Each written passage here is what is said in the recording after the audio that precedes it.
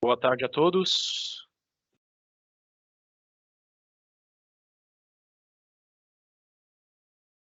Todos me ouvem? Já é possível me ouvir? Ok. Bom, boa tarde a todos. Meu nome é Sidney Moraes, analista de investimentos aqui da Previ Bayer. Hoje estamos com os nossos convidados a XP, que são os nossos gestores de investimentos, representado aqui pelo Guilherme Anversa, e a Aditus, que é a nossa consultoria de investimentos, representada pelo Guilherme Benites. Sobre a pauta, num primeiro momento, teremos a XP falando sobre o cenário econômico, sobre as oportunidades e desafios da gestão de investimentos durante o ano, além de uma visão inicial ali de 2024, dado que no plano CV está aberta a campanha de escolha de perfis de investimentos. Na sequência, teremos a Aditus apresentando os resultados. Perguntas sobre o tema da live devem ser direcionadas ali em nosso chat. Ao final, a gente vai ter um tempo ali para respondê-las. Eu irei transferi-las aos nossos convidados. E um ponto importante, todas as perguntas que não sejam relacionadas ao tema da live podem ser realizadas em nossos canais que estão disponíveis no chat e a equipe de atendimento prontamente irá respondê-las. Passo a palavra agora para o Guilherme Anversa, da XP Investimentos, para iniciar o cenário, a conversa conosco sobre o cenário econômico. Boa tarde, Anversa. Boa tarde, Sidney. Obrigado pela introdução.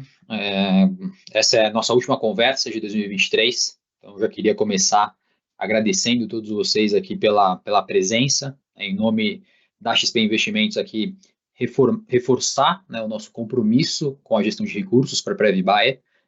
Nós estamos completando 5 anos, são 5 anos agora de parceria entre Previ Bayer e XP, foram 5 anos aí bastante intensos, né? Já tivemos diferentes momentos do mercado econômico nesses 5 anos, foram 2 eleições, uma pandemia, Brasil com taxa de juros no menor nível da história em algum momento do tempo, aí com 2%, depois esses juros voltaram para 2 dígitos, tivemos uma inflação muito alta ali entre 2021 e 2022, e agora, mais recentemente, eu diria que o grande tema de 2023 foi esse processo de elevação de taxa de juros nos Estados Unidos a um patamar aí que a gente não via nos últimos 20 anos, e somado isso aí, estamos convivendo com 2 guerras, né? Então, acho que toda essa complexidade que a gente teve no mundo nesses últimos 5 anos mostra um pouco de como que a gente pensa, né, a nossa filosofia de buscar as melhores oportunidades de investimentos,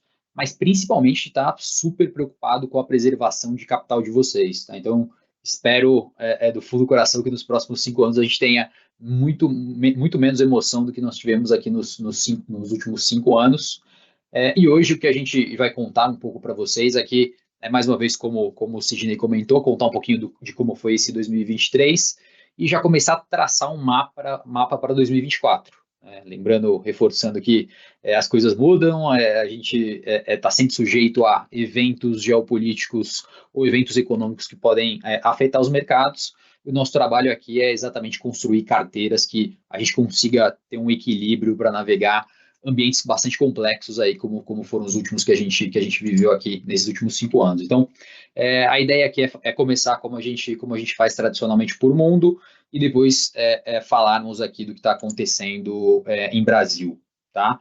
E aí, para começar, a respeito do mundo, aqui a gente tem 2 observações bastante importantes, né? A primeira, que é o tema que a gente discutiu muito em 2023, é esse único preço que importa. O único preço que importa são as taxas de juros, e como as taxas de juros nos Estados Unidos elas foram determinantes para tudo que a gente viu de volatilidade nos mercados, desde um primeiro semestre mais intenso, onde a gente viu um processo mais forte de alta de juros nos Estados Unidos, e mais recentemente uma calmaria dos mercados, principalmente se a gente pegar o mês de novembro, agora dezembro, a gente tem visto um período de valorização dos ativos de risco no mundo, aqui no Brasil, capitaneado pelo Ibovespa, que tem nas últimas semanas atingindo aí o seu maior patamar aí dos últimos 2, 3 anos, e muito reflexo dessa acomodação que a gente começa a enxergar na taxa de juros dos Estados Unidos, tá?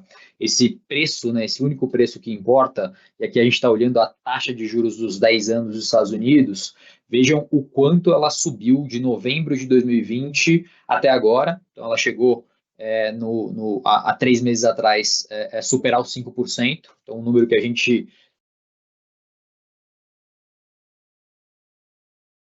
tinha visto a taxa de juros nos Estados Unidos atingir um patamar tão alto. E o que a gente viu nesses últimos 1 mês e meio é exatamente alguma acomodação desses 5% caindo para 4,15%. E a grande pergunta aqui que o nosso time da XP tem se questionado é se nós estamos fora da zona de perigo, né? Será que todo esse ambiente que foi ruim para preço de ativo nos últimos 2 anos, será que passou? Será que a gente vai passar por um período de mais calmaria nos próximos meses, nas próximas semanas? E a gente acha que ainda não, tá? A gente acha que parece que ainda está muito cedo para a gente comemorar. Esse gráfico aqui é um gráfico bastante importante que mostra o comportamento da inflação nos Estados Unidos desses últimos 5 anos, de 2019 até agora. Então, visualmente dá para ver que a gente está na direção correta. Então, esse gráfico nos ajuda a mostrar muito como que funciona a decisão dos bancos centrais a respeito da taxa de juros, tá? E o que a gente consegue ver aqui é um padrão, tá, de inflação. Quando a gente olha para o pré-Covid aqui de 2020, vejam que essa inflação aqui era uma inflação que estava próxima aos 2%, e as barras que são as barras mais relevantes aqui são as barras amarelas, tá? Que são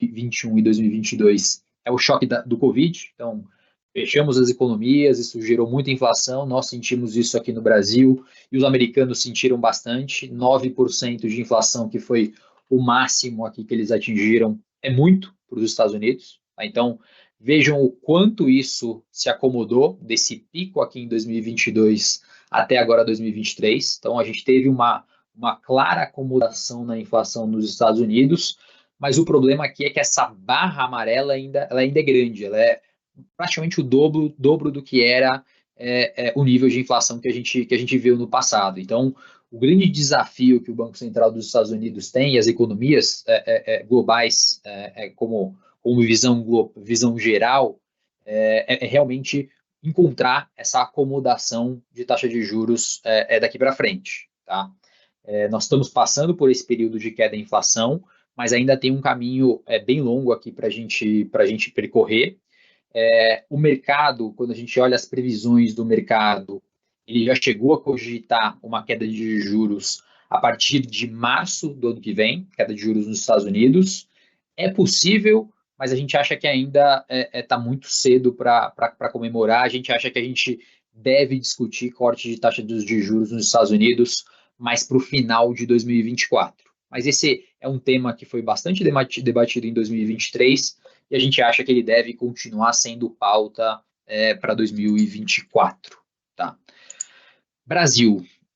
Brasil, temos alguns pontos interessantes aqui para a gente conversar. O primeiro deles aqui, que é o grande debate que a gente tem aqui a respeito de como alocar capital no nosso país, se o Brasil do futuro ele vai repetir os mesmos erros do passado recente, se a gente vai conseguir sair de uma armadilha de crescimento que a gente viveu na última década e meia.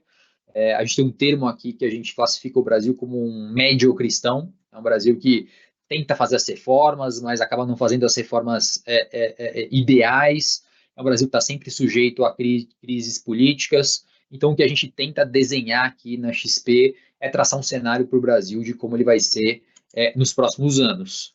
Mas olhando o passado, né, antes de tentar fazer o exercício e olhar para frente, é importante a gente olhar um pouco e fazer um pouco do diagnóstico do que foram esses últimos 25, 30 anos e das escolhas que a gente tem para o país daqui para frente. O que o Brasil cresceu nos últimos 25 anos, a gente está falando de um PIB per capita de 1,24%. Só para comparar vocês aqui, alguns países próximos aqui de Brasil, A Bolívia cresceu mais que o Brasil, a Bolívia cresceu mais, 15% a mais que o Brasil nesse mesmo período. Se o Brasil tivesse crescido igual ao Chile, ele seria muito maior também. Então, a gente convivemos com um período aqui de um período de crescimento muito baixo, de crescimento de PIB aqui no Brasil. E quando a gente olha a inflação desse mesmo período, a gente está falando de uma combinação de um Brasil que cresceu muito pouco com uma inflação alta, né? A gente está falando de uma inflação de 6,35%, né? A gente teve aqui o período de hiperinflação no início da década de 90, e quando a gente vai aqui pega essa radiografia aqui do Brasil, da inflação desde 1995, a gente está falando de uma inflação de 6,35, que é relativamente alta para um Brasil que cresceu tão pouco, tá?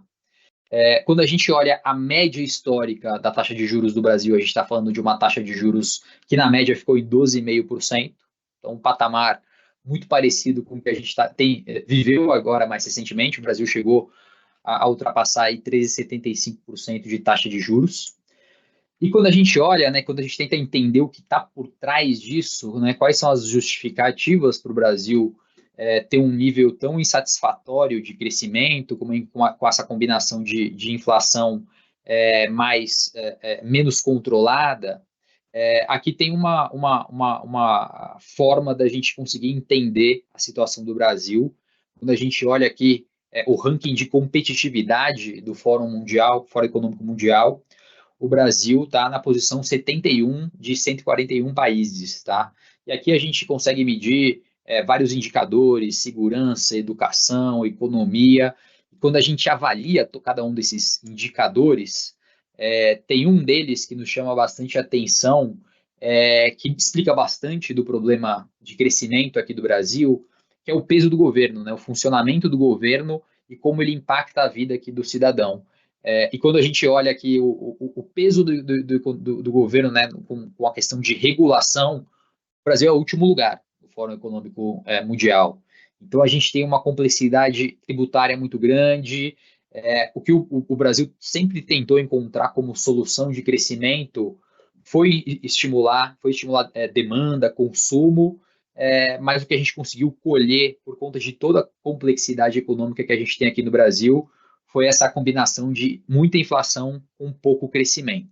Tá? Então, esse é um pouco da armadilha, tá, que a gente viveu aí nos últimos 30 anos, mas não foi sempre assim, né, para não tentar passar também um caminho de que o Brasil não tem soluções de crescimento. Se a gente pegar de 1900 a 1980, o Brasil foi o país que mais cresceu no mundo, e a gente vai tentar mostrar aqui algumas coisas que podem nos ajudar bastante do ponto de vista de geopolítica global. Tá? Então, se a gente tivesse que pensar em algumas oportunidades, olhando algumas tendências globais agora do próximo século, o Brasil tem várias características para conseguir se aproveitar do que vai ser o mundo nos próximos anos. Tá? A primeira delas é uma característica demográfica que está relacionada à segurança alimentar. Então, quando a gente avalia o Brasil do ponto de vista de segurança alimentar e o quanto ele pode oferecer para o mundo, e olhamos o que está acontecendo com a Ásia emergente, tá? E aqui quando a gente fala em Ásia emergente, nós estamos referindo a China e Índia, tá? Então, basicamente, China e Índia, nos próximos 10 anos, eles vão ter um aumento populacional na casa de 200 milhões de pessoas. Tá? Então, tem praticamente um Brasil para ser alimentado nos próximos 10 anos, particularmente aqui na Ásia emergente, e tem 2 lugares no mundo que têm escala para conseguir alimentar toda essa população. O primeiro deles é a África, que infelizmente tem alguns problemas geopolíticos e uma questão ainda de ineficiência de produção que não nos parece que vai ser suficientemente produtiva para conseguir suprir essa demanda global. E o segundo é a América Latina. Então, o Brasil e nossos pares aqui da região da América Latina tem tudo para conseguir capturar esse benefício e essa tendência de aumento de demanda, a demanda de alimentos, já que a gente vai ter um crescimento populacional ainda muito importante nos próximos anos. E o que a gente consegue ver já como grande destaque, está aqui nesse slide, né, é a grande história de 2023 do Brasil.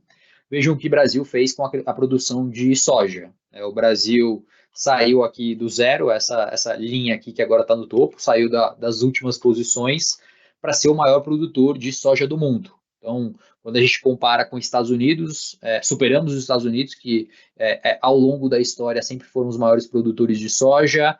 Quando a gente olha a Argentina, também sempre foi um grande destaque, mas veja o quanto a Argentina ficou estagnada nesse período. Então, a gente está falando de um longo período aqui de estagnação na produção de soja argentina, e o Brasil aí com toda a sua eficiência e toda a sua capacidade tecnológica, hoje é o grande exportador de soja no mundo, e o Brasil tem essa capacidade aí de ser o grande a grande oferta de produtos, né, a grande oferta de alimentos para o mundo. Aí a população se tem alguma coisa que a gente que a gente consegue prever que essa população do mundo vai crescer e ela vai precisar comer. Então, a primeira grande tendência do mundo aqui o mundo não vai conseguir se alimentar de uma maneira adequada sem o Brasil por trás ajudando. Então, a gente tem essa capacidade de conseguir tá por trás dessa tendência, desse movimento muito forte aqui de Brasil, e mais à frente, em alguns slides, vocês vão ver o quanto isso está nos beneficiando na nossa balança comercial. Um segundo tema tem a ver com a relação na Europa, tá? Então, a Europa aprendeu, principalmente com a situação que está vivendo com a Rússia, de que eles não podem só depender daquela região para ser sua matriz energética. Eles precisam de um novo parceiro do ponto de vista de energia, e tem 3 lugares no mundo que conseguem ofertar energia de uma maneira eficiente. Tá? O primeiro deles é o Oriente Médio, que é um país que é difícil de contar, né? Um país também instável geopoliticamente. Os Estados Unidos, que sempre foram aí um grande ofertante de energia também para o mundo. E o Brasil, tá? O Brasil, quando a gente olha os dados, ele de maneira disparada, ele é o país que tem mais condições de oferecer energia para o mundo. O Brasil tem um potencial muito grande, tanto do ponto de vista de renovação, de energia renovável, eólica, solar. Na parte eólica, aqui a gente está falando de 3 Itaipus aqui que a gente consegue fazer de uma maneira bastante eficiente e rápida. Então, se o Brasil conseguir fazer isso de uma maneira correta, nós podemos ser o grande fornecedor de energia limpa para a Europa. Então, acho que essa é uma segunda tendência muito importante que o Brasil pode capturar ao longo aí dos próximos anos daqui para frente, tá? E a terceira mudança que o Brasil aí tem os seus desafios para conseguir capturar é a mudança no padrão de globalização. Tá? O que está acontecendo nessa relação das grandes economias globais? Tá? Desde o final da Segunda Guerra Mundial, a gente passou por um processo muito grande aqui de hiperglobalização, com a entrada da China nas economias globais, com toda essa conexão entre os países de produção de bens e serviços. E o que a gente consegue ver aqui nesse final do ciclo, aqui com a guerra comercial entre Estados Unidos e China, é uma reversão dessa globalização, uma reversão de toda essa conexão global entre as cadeias de produção. Quando a gente olha o que aconteceu com a China nos últimos 20 anos, foi uma expansão muito grande da oferta de produtos do mundo. Então, hoje, por exemplo, a China produz 85% dos smartphones, dos celulares do mundo, mas nos parece que as novas fábricas elas não vão ser da China, né? A China não vai ser mais a única fábrica do mundo. O Covid, o que aconteceu durante a pandemia, deixou claro para todas as economias de que não dá para depender só de China. Tá? Então, o que a gente pode observar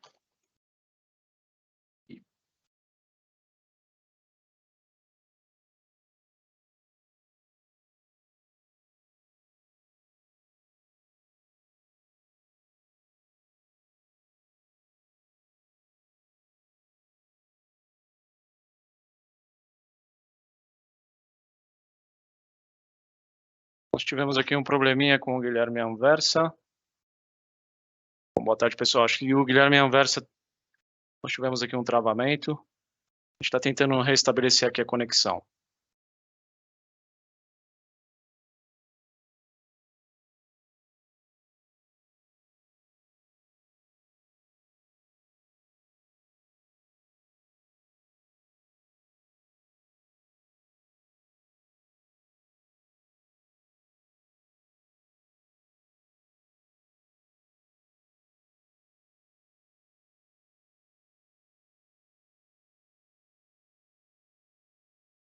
Guilherme, vamos fazer o seguinte, vamos dar continuidade então à nossa live. Eu vou passar a palavra para o Guilherme Benites, e enquanto a gente tenta restabelecer a conexão aqui com... Apesar que acho que a XP retornou novamente. Vamos com o Thiago? Vamos lá, Thiago. Vamos, deixa eu abrir o material aqui para poder compartilhar também. Um segundo. Deixa eu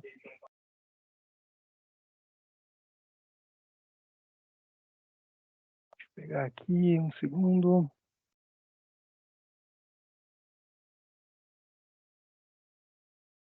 Bom, então, continuando o raciocínio do Guilherme aqui, a gente está passando por um período, na verdade, de uma contra-globalização do mundo.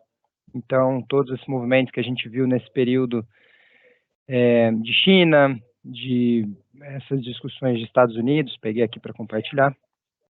É um cenário em que passa... vocês estão vendo a tela? Estamos sim. Sim, né? Então, deixa eu voltar para o slide onde parou.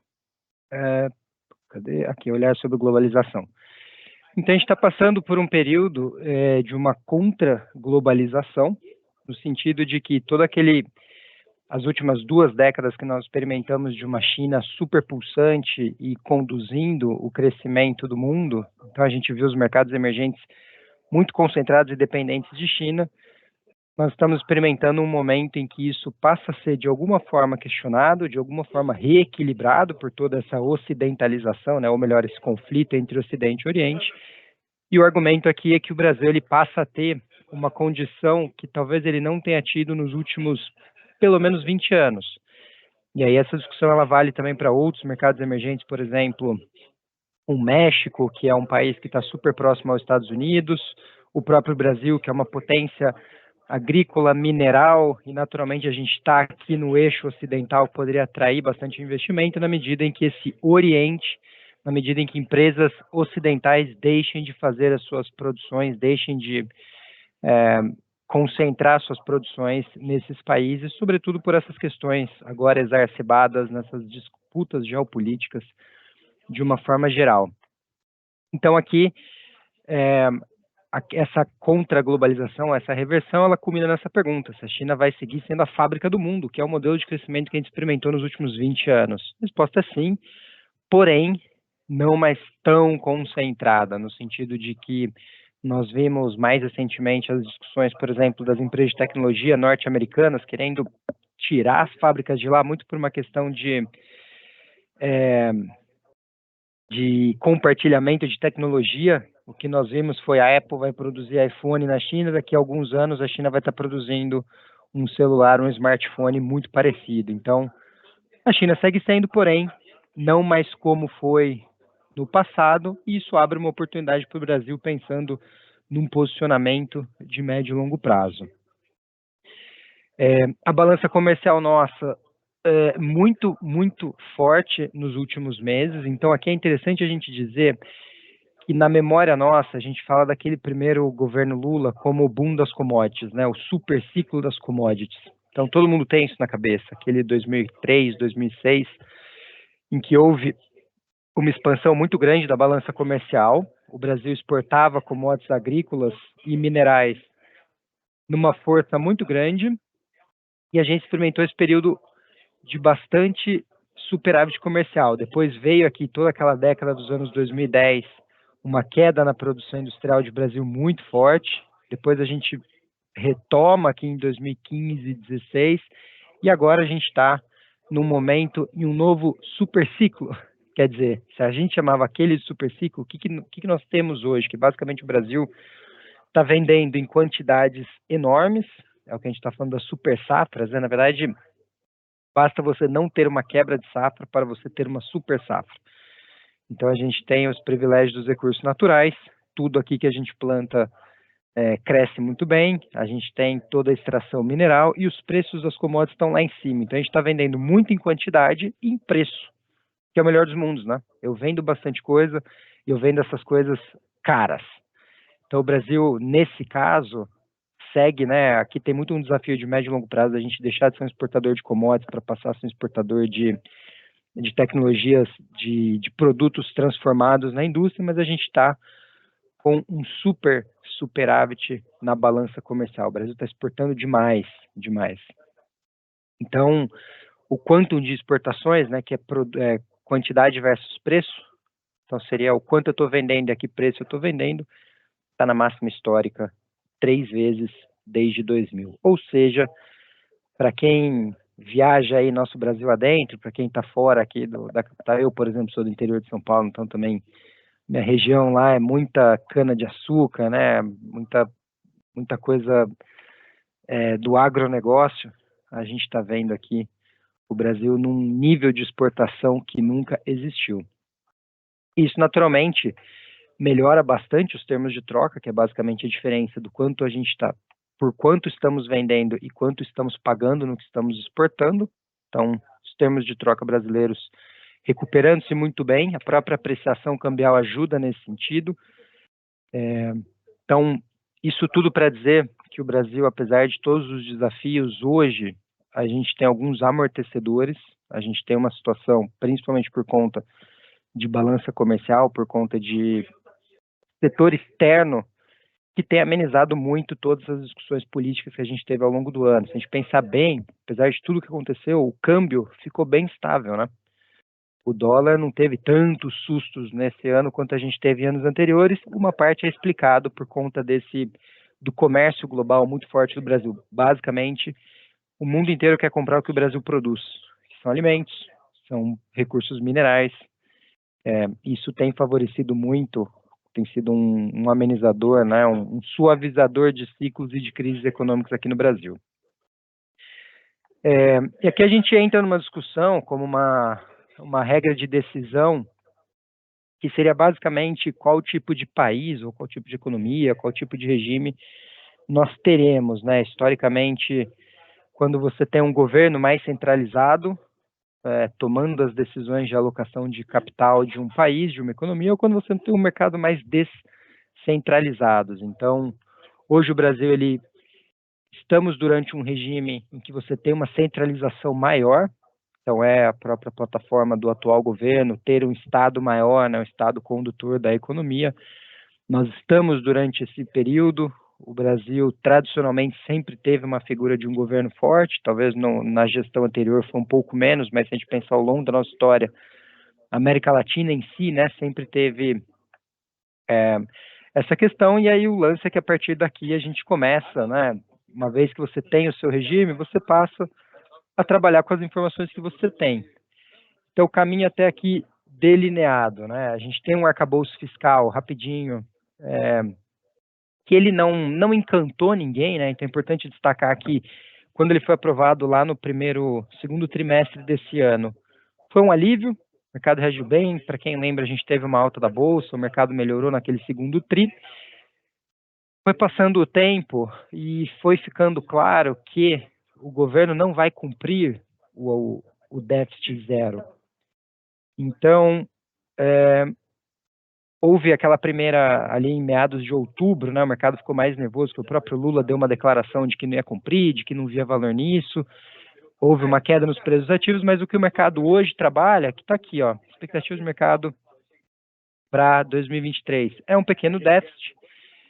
Todo mundo sabe que o governo não vai cumprir este déficit. A diferença é que o mercado quer ver pelo menos uma luta, pelo menos um compromisso, no sentido de, putz, eu sei que é difícil fazer, mas eu vou me esforçar o máximo possível. Então, a gente tem aqui uma regra fiscal que não deve ser cumprida, o déficit fiscal não deve ser entregue, que o mercado quer ver se o governo vai pelo menos entre aspas, né, cair lutando, cair defendendo, e aí nesse fim de semana teve mais agito nessa discussão, né, o Haddad vindo defender o déficit zero, e aí uma ala mais ideológica do PT questionando a real necessidade de você ter, daí o Haddad falou, depois a Gleisi e o Rui Costa contrapuseram os argumentos.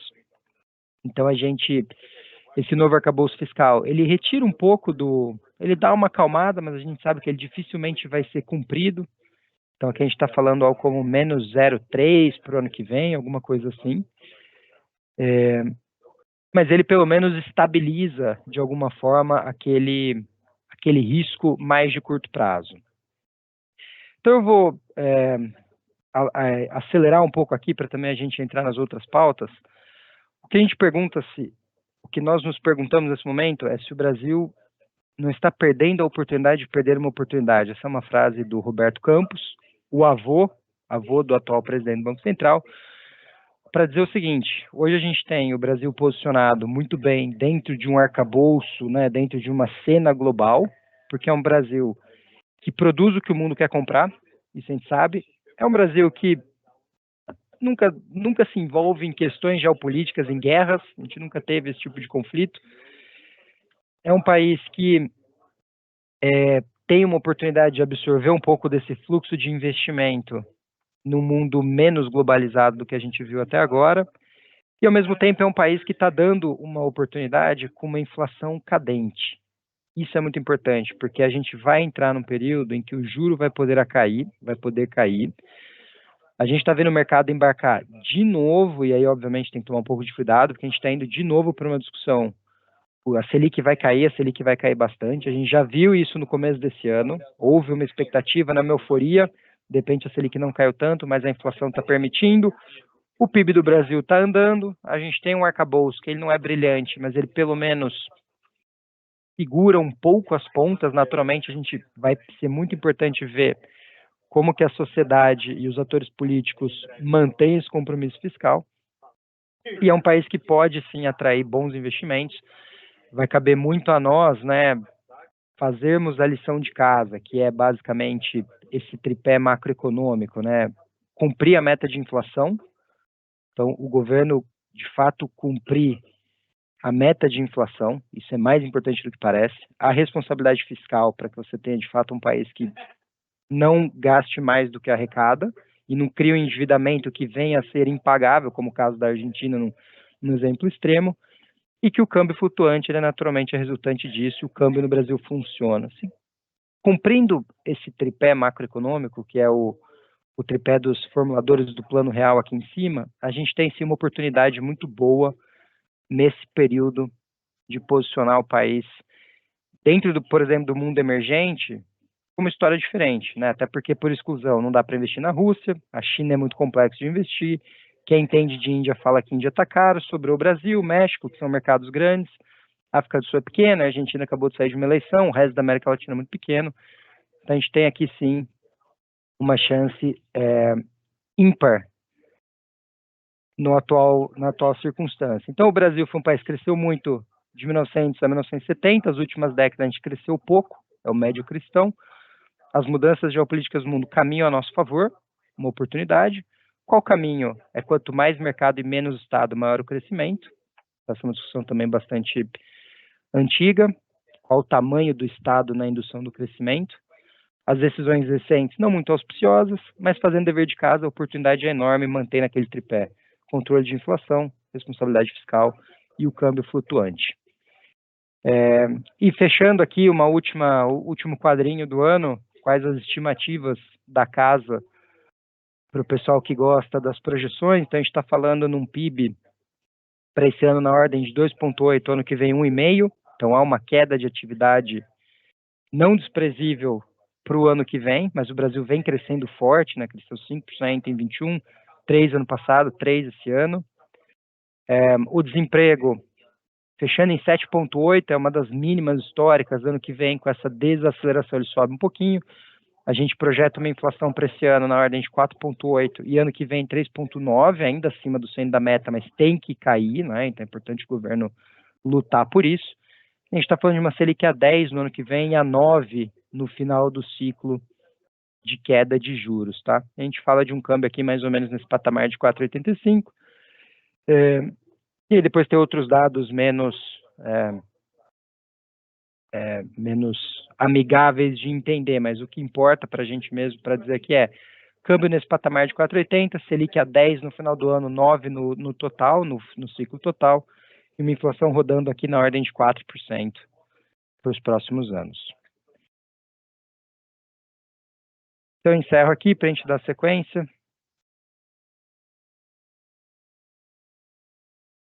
Sidney, por favor. Muito bem. Vamos dar sequência à nossa live. Guilherme Benites, você está com a palavra agora para mostrar para a gente os resultados. Tá legal, gente. Obrigado. Vamos lá. Bom, mais uma vez aí, boa tarde a todos. Obrigado por aqueles que puderam estar aqui conosco. Sei que o tempo de todo mundo aí é curto, né? Então, para quem pôde estar aqui, a gente agradece a presença. E, bom, vou fazer a minha parte bem rápida. Eu só queria pegar um gancho aqui, né, antes de falar um pouquinho dos resultados e da estrutura, né? Acho que é legal mostrar isso para vocês. Mas, enfim, acho que a XP comentou bastante aí, né, acerca de todo esse cenário, algumas oportunidades. Foi um ano bem complicado, né? Bem ou mal, essa questão que o Guilherme Anversa tratou logo na largada, que foi o juro americano, né? A gente até brinca aqui internamente que o juro americano, o mercado mudou de ideia acerca do comportamento do juro americano 5 vezes durante esse ano, né? Então começou achando que caía, depois subiu, depois caiu de novo, subiu, e por último, agora a gente está num momento aí em que o juro está mostrando algum aspecto de queda, né? E aí, com isso, né, acho que o juro dando um certo refresco, isso acaba nos ajudando em termos de resultado, né? Para quem está acompanhando aí o mês a mês os resultados, para quem não está, vou mostrar agora, para quem está acompanhando, tem visto aí que os resultados nos últimos meses, né, nas últimas semanas, começaram a aparecer um pouquinho melhores, né? Acho que a gente vem mantendo uma alocação razoavelmente conservadora, mas os resultados melhoraram um pouco, né? E dão algum fôlego para nós aí, olhando para daqui para frente. Bom, eu vou começar, né? Colocar aqui uma apresentação rápida para vocês, só para vocês darem uma olhadinha na nossa estrutura de investimentos. É lógico que cada um dos nossos perfis, né? Ele tem sua própria estrutura de investimentos, mas acho legal vocês darem uma olhada no todo, até para vocês entenderem como que a gente mais ou menos organiza essa história. A gestão é uma gestão que tem, né, discricionariedade da XP. A XP é quem faz a escolha das classes de ativos e dos fundos, né? Mas a gente está aqui, né, para acompanhar esses fundos, para ver como é que esses fundos vão performando e para estar também atento ao compliance deles, tá? Então eu começo a minha apresentação com um único slide acerca desse ponto, tá? Vou colocar aqui em modo de tela cheia para vocês verem melhor. Não se preocupem, né, com a necessidade de olhar e ver no detalhe cada um dos números, né, ou cada um dos nomes de fundos, tá? Mas para vocês terem a ideia do seguinte, né? Como que a gente organiza a nossa estrutura? Então, a gente tem, majoritariamente, a nossa gestão, né? Ela é baseada em contratar gestores terceiros que sejam capacitados e sejam especialistas em determinadas estratégias. Então, via de regra, né? Hoje a gente tem, né, a maior parte do nosso investimento aqui em renda fixa, o que é bastante tradicional. Nós e o restante do mercado, né? Todos nós nos comportamos dessa maneira.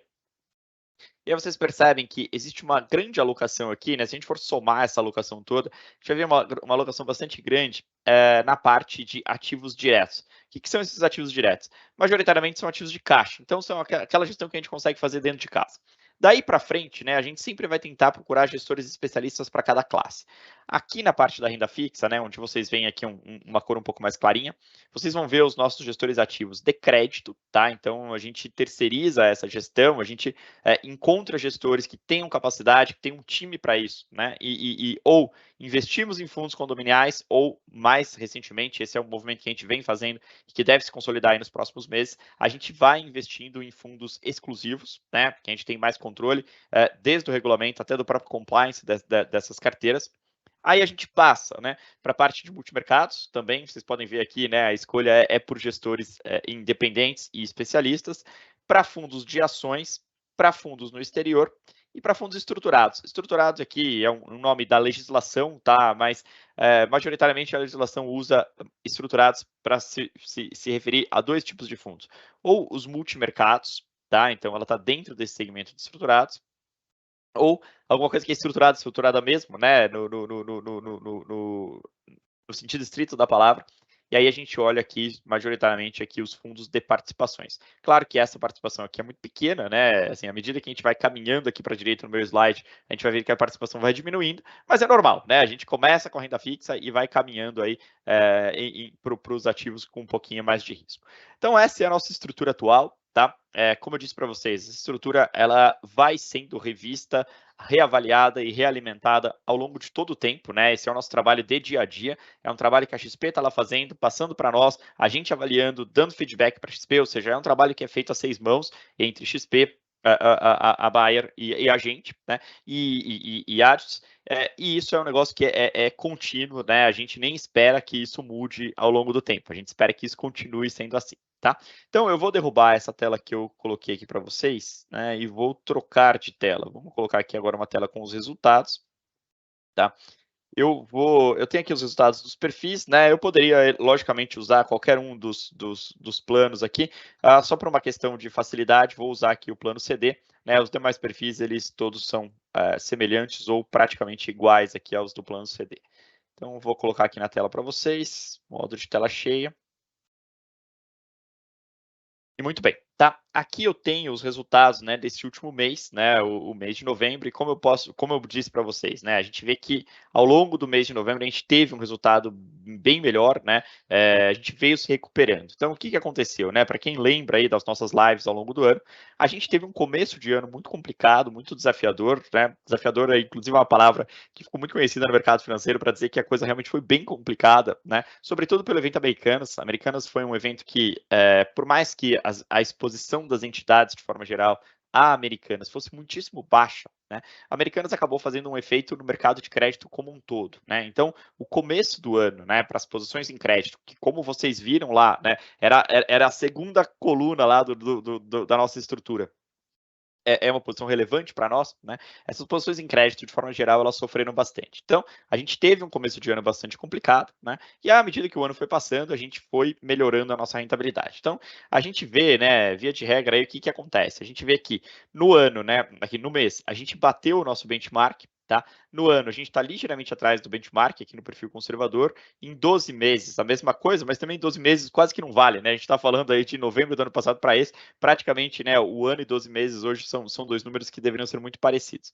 E no longo prazo, né, aí a gente vê que a gente está um pouco acima do benchmark. Então, vocês veem que claramente, né, houve esse vale aí, né, mais recente, né, e agora a gente vai recuperando, né, infelizmente o mercado financeiro é meio assim, a gente cai de elevador e vai subindo de escada, mas a gente está recuperando, está em direção a conseguir um bom resultado aí no perfil super conservador, tá?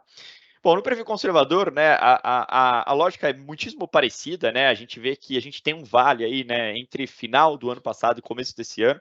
É um vale que, na prática, para o mercado como um todo, começou na eleição, né? A partir da eleição, em novembro do ano passado, o mercado entrou num modo de espera, né? E aí acho que o Thiago falou isso bem, o Anverso falou isso bem.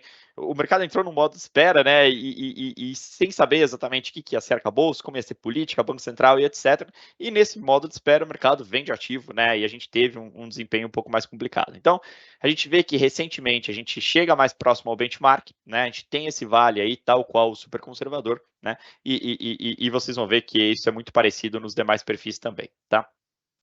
Perfil moderado, né? Um resultado aí de 3% no mês, um resultado muitíssimo bom, né? Com isso a gente já chega bem mais perto aí do nosso benchmark, tá?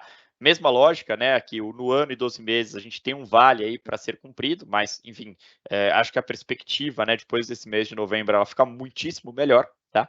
E, finalmente, né, no agressivo, né, um perfil aí de quase 4%, né?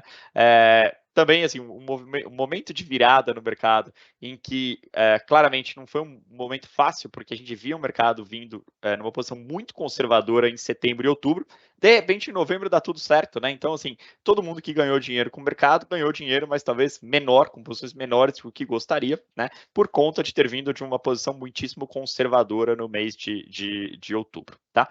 Mas, enfim, gente, os resultados acho que são esses, né? Eu não quero me alongar muito aqui, até para que a gente dê oportunidade para vocês aí de fazer as perguntas, tá bom? Eu vou derrubar minha tela mais uma vez. Tudo bem.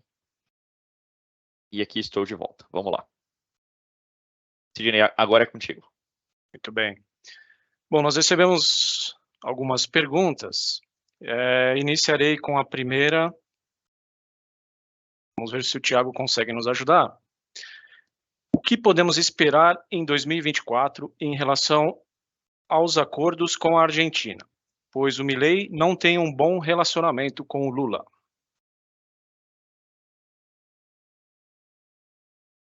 Acho que essa é simples. A diferença do candidato e do político efetivo, né? Uma coisa que pegar os últimos anos de eleições do mundo inteiro, acho que ficou muito claro que todo mundo que está concorrendo vai, fala um monte de coisa para impactar, para chocar, e na hora que senta ali, ele vê que é um negócio diferente. Foi assim na época do Bolsonaro, foi assim nessa volta do Lula, por alguns motivos. Um deles é a questão de Congresso, então, tanto a Argentina quanto o Brasil são muito similares nesse sentido, né? Você tem um Congresso ali, o poder legislativo, e o governo não tem maioria, nem o Milei, nem o Lula, então são contrapontos, né? Pensando numa pegada mais ideológica de um governo. Então isso de cara garante que aquele político eleito não vai conseguir fazer o que ele prometeu em campanha. Esse é o primeiro ponto. O segundo ponto é que existe, como em qualquer lugar civilizado do mundo, né, uma força capitalista, uma força do capital muito grande. Então a gente viu também o próprio, seja na época do Bolsonaro, do Lula, da Dilma, do Fernando Henrique, todo presidente, todo político que mexe muito num determinado setor ou numa determinada parte do capital, você tem as respostas. Então, se o Brasil e a Argentina são parceiros comerciais muito grandes, um eventual rompimento é muito ruim, inclusive para a própria Argentina, que está numa situação muito dura. Então, você imagina um presidente que chega e fala, vou fazer isso aqui, vai piorar só por uma questão ideológica. Então, no fim do dia, para mim é uma situação mais simples, em que o pragmatismo fala mais alto. O prático, vamos fazer negócio, é bom para a população, não tem rompimento, assim, ideologias à parte, você tem um Congresso que é opositor, né, entre aspas, e você tem interesses maiores, inclusive de grupos econômicos que dizem, não vai ferrar minha vida aqui, porque, eu tenho coisas que funcionam, não é porque você discorda do outro lá, que nós vamos deixar de fazer negócio. Então, acho que, na prática, vai mudar, assim, pouquíssimas coisas no ponto de vista comercial, porque o dinheiro fala mais alto.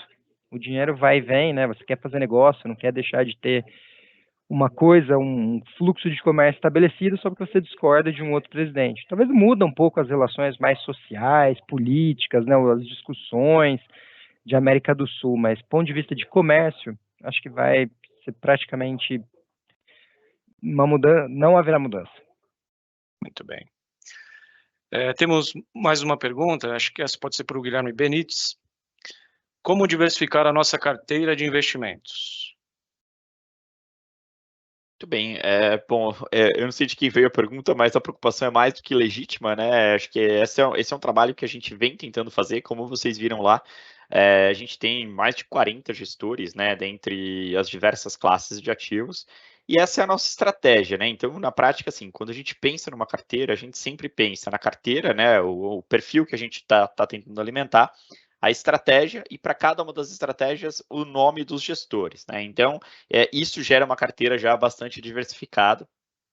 E na nossa visão, né, hoje em dia nós usamos praticamente todas as classes que a legislação nos permite, né? Então, assim, estamos no limite, né? Claro que em termos de volume, eventualmente a gente não tem tanta coisa, digamos, em multimercado estruturado, mas também isso não necessariamente depende só de nós, né? Por exemplo, o multimercado estruturado é uma classe que é maior em perfis mais agressivos. À medida que a gente vê os participantes indo para perfis mais agressivos, isso acaba se tornando mais representativo também no nosso portfólio.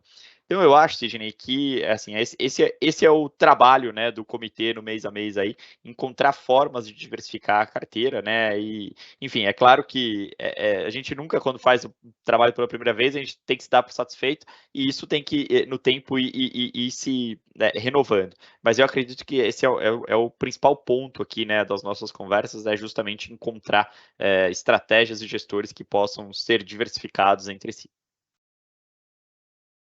Temos mais uma pergunta para o Thiago. Como essa projeção de crescimento por segurança alimentar leva em consideração a questão das mudanças climáticas? É uma excelente pergunta e não tão simples de ser respondida quanto a anterior. Eu acho que esse tipo de evoluções, né, no tempo assim como a própria questão extrativista, se a gente pensar em petróleo, né, energias renováveis, etc., as indústrias que atuam nesses setores, elas vão organicamente também evoluindo e crescendo. Então a gente vê, por exemplo, que é o caso aqui, né, eu também trabalhei muitos anos numa empresa europeia, a gente vê os europeus muito com essa discussão quente, né, de transição energética, energia solar, energia limpa, queima de combustíveis fósseis. Não fosse a guerra da Rússia, né, porque acho que o europeu voltou a precisar queimar gás, quer dizer, a guerra da Rússia ela trouxe algum freio nesse sentido. E o que a gente vê aqui no Brasil, óbvio que você tem também toda uma questão por trás de investimento para poder comportar isso daqui, e as pessoas precisam querer vir para cá, investir no Brasil, por isso a importância de um arcabouço, né, de um plano de fundo, mas a gente vê, eu digo pela agricultura também, né, eu acompanho ali pela minha região, você tem uma questão de uma modernização muito grande, você tem toda essa questão das energias limpas, renováveis, você tem agora placa solar, né, quem é do interior, isso aí virou uma febre, então vamos ter placa solar, energia eólica, então, de uma forma geral, a gente vê naturalmente, o que eu quero dizer, é que as indústrias que atuam nos respectivos setores, elas vão evoluindo conforme essas agendas. Então, se a gente está falando de produção de alimentos no Brasil, esta produção ela está vindo acompanhada de avanços tecnológicos na indústria de alimentos, no agronegócio, na pecuária, para trazer segurança ambiental, segurança profissional, trabalhista, e elas acontecem juntas, esse é o meu ponto.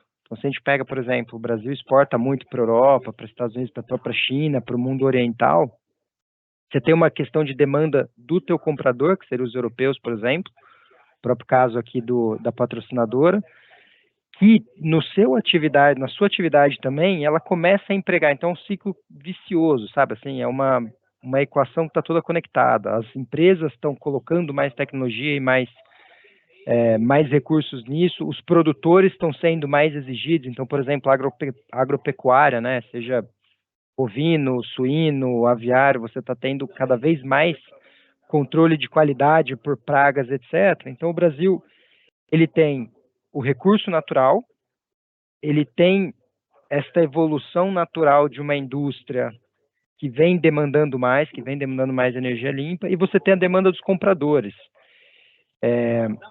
E a tecnologia ela vai se adaptando, então a gente está vendo a seca em alguns lugares que está aumentando, outros lugares chove demais, a própria indústria, se a gente pensar no próprio quantum de exportação, a mecanização do trabalho no campo, ela aumentou a produtividade. Lá atrás você colhia soja, colhia cana de açúcar, né, na minha região, ou boia fria, cortando a coisa ali. Hoje você tem as máquinas e tudo mais. Então, essa evolução ela vai junto. A condição climática ela impõe uma necessidade de que você também invista em novas tecnologias, que você drible, você melhore a genética das plantas, você melhora a mecanização do campo para aumentar essa produtividade. Então, eu vejo tudo dentro de um mesmo...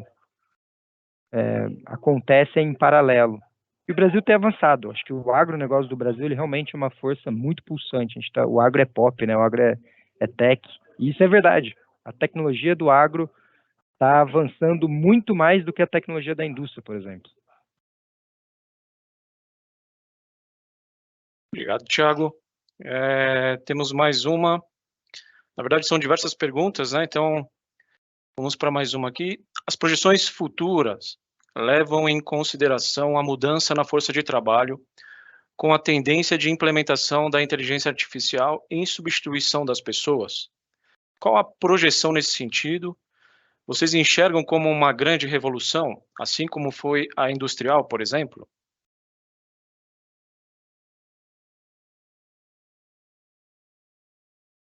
Quem pega essa? Eu ou você, Guilherme?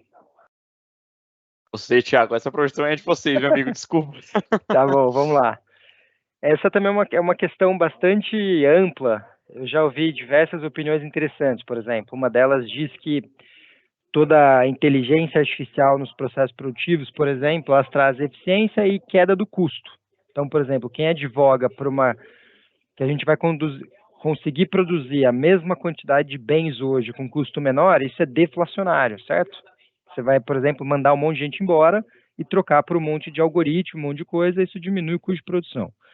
Porém, você tem uma série de outras áreas, né, você precisa de alguém para pilotar as máquinas, os algoritmos, e você tem uma série de outros setores, outras a própria parte de pesquisa, né, ela é conduzida, acho que isso é uma coisa que nunca vai ser substituída, principalmente, por exemplo, uma empresa como a Bayer, todo o departamento de desenvolvimento e pesquisa. Então, eu vejo muito mais de uma forma de ganho de eficiência, não necessariamente na substituição do trabalho. Porque também a gente vive, o ser humano ele é altamente adaptável, né? Se a gente pegar a própria industrialização do campo, você poderia fazer um argumento assim, olha, eu quando era molequinho, via lá os boia fria cortando cana de açúcar e tal. Essa, pô, acabou esse emprego.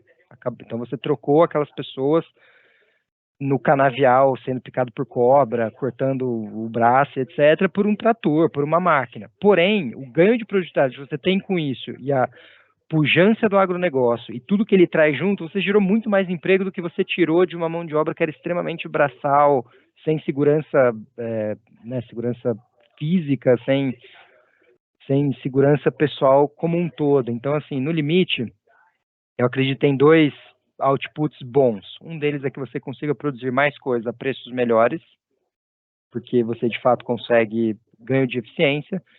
E 2, que o próprio crescimento, à medida em que você consegue gerar mais lucro, cair custo, etc., você pode fazer mais negócio, que para mim é um exemplo do agronegócio, né? Na hora que você troca alguns poucos cortadores de cana físicos, né, individuais, por maquinários, você consegue produzir mais, fazer mais coisa e contratar mais gente na cadeia inteira. Então, acho que traz um ganho de eficiência e você tem, de fato, um aumento da riqueza, um aumento da produção, que isso permite gerar mais emprego, por exemplo.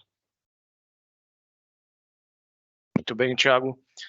Farei mais uma pergunta em função do horário, né, para a gente respeitar o nosso horário. A gente recebeu diversas perguntas. Fiquem tranquilos que todas serão respondidas. Thiago, para finalizarmos, por que no nosso portfólio não está comprado em ativos ligados ao agro? Por que não em FIAGROS, por exemplo? Essa é uma boa pergunta. E isso é uma coisa muito interessante. Tentar ser breve, por favor. O Guilherme também entende disso super bem.